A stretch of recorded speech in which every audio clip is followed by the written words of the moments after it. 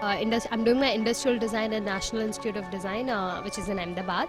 I'm doing my undergraduation in ceramic and glasses. We belong to one of the first batches of global art way back in 2007 or 7 actually.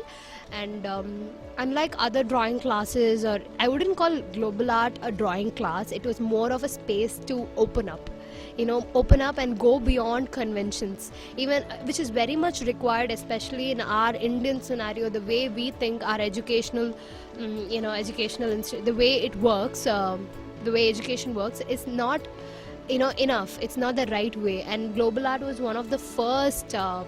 As far as I knew, in my city, it was one of the first space, I would call it, to stand out and try out something very different, where we were asked to think beyond the possibilities.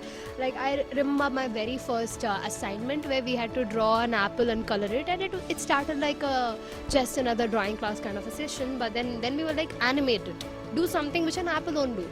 So we came up with really quirky stuff. Like Apple used to cry, Apple used to go for school, Apple used to dance, and things. I mean, it is not possible in reality, but a child is given that space and that liberty to think. It's like more like an unlearning space.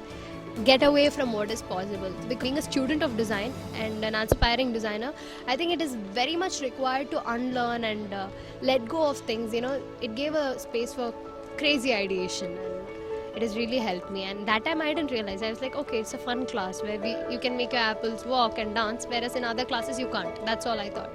But when I went to NID, and the way NID worked and what NID believed in came very much closer to what global art is like. Global art is concentrating, of course, NID is a multidisciplinary space. It's not just drawing or arts or something, but definitely this tool that global art gave me has brought me a long way. And I want to tell the parents, the parents should realize the necessity of creative thinking. Even if they want their kids to go into mainstream professions and things that we do every day, take up the same subjects that everyone took up like years back, it's okay. But why not implement creative thinking in it? Because that really helps. It really helps us grow as a professional, as a country, and also as a human being. And I think parents should, I'm really glad that so many kids are here and parents have become more aware and they know the necessity for such thing. It's beyond hobby now. Develops your cognitive skills and holistic thinking. Parents should see that potential and help them. Even if they want to do anything mainstream, it's okay, but in a different way.